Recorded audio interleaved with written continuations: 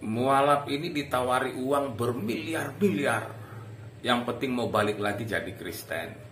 Salam, jumpa lagi bersama saya dalam Kristen Menjawab.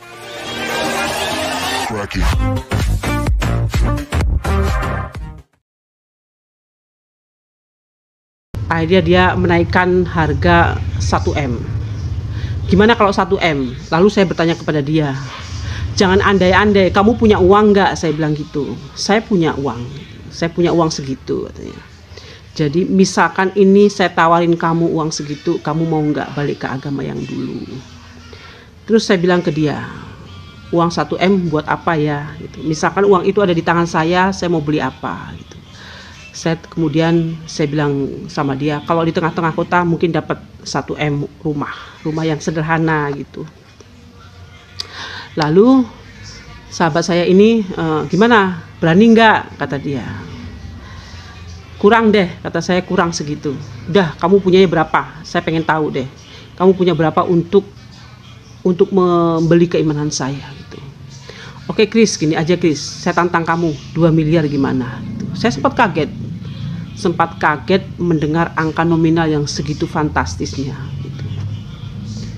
Saya bilang ke dia, jadi ceritanya mualaf ini katanya atau ceritanya itu ada seorang temannya yang developer itu menawarkan uang kepadanya itu bermiliar-miliar, lebih dari 1M lah berarti. Mau nggak kamu balik lagi ke agamamu yang sebelumnya? Atau mau nggak kamu balik lagi lah jadi Kristen, dikasih uang bermiliar-miliar, kira-kira seperti itu. Tapi dalam kesaksiannya tadi, wanita ini nggak mau dia lagi balik, dia nggak mau terima uang yang bermiliar-miliar itu katanya. Begini ya, dalam kekristenan, kalau seseorang sudah berpindah keyakinan atau sudah meninggalkan Yesus, maka Roh Kudus itu sudah tidak lagi mendiami dirinya. Jadi kalau seseorang sudah tidak lagi percaya kepada Yesus, dia ditawari berapapun memang nggak akan ada gunanya lagi, nggak ada manfaatnya lagi. Karena apa? Karena dia sudah menyangkal imannya. Ketika dia menjadi Kristen, lalu kemudian dia mualaf, dia sudah menyangkal imannya. Jadi kalau orang sudah menyangkal imannya, kan sudah menyangkal atau tidak menerima Yesus lagi sebagai Tuhan dan Juru Selamat hidupnya. Kalau itu terjadi pada seseorang yang dulunya percaya kepada Yesus, itu kita biasanya lebih membiarkan dia itu, biarkan saja. Kita biasanya itu nggak peduli lagi gitu loh. Karena apa?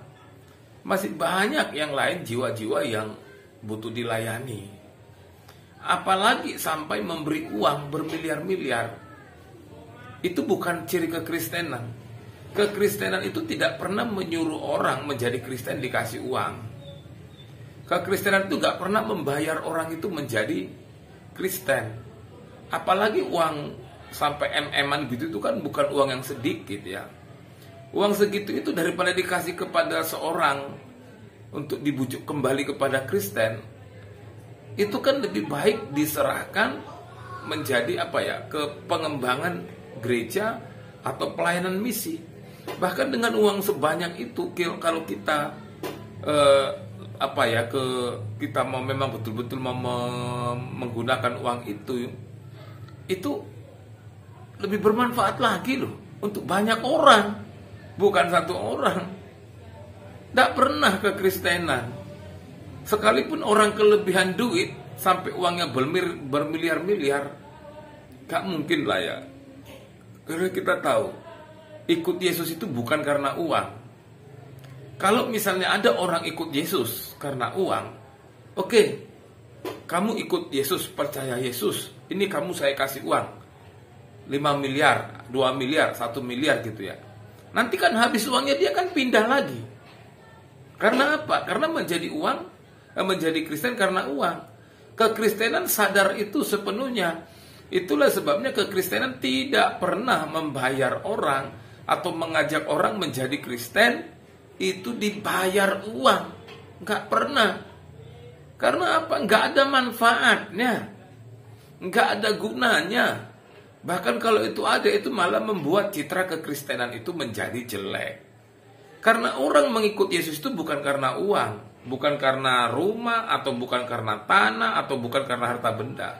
Tapi orang mengikut Yesus itu karena dia percaya Yesus itu sebagai Tuhan dan Juru Selamat, dan dia mau hidup untuk Yesus, dan dia mau melakukan apa yang Yesus mau.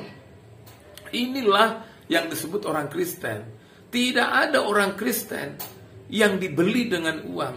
Karena kalau dibeli dengan uang, uangnya habis, dia akan meninggalkan kekristenan. Kristen menjadi Kristen karena percaya Yesus, bukan karena uang. Salam, Tuhan Yesus memberkati.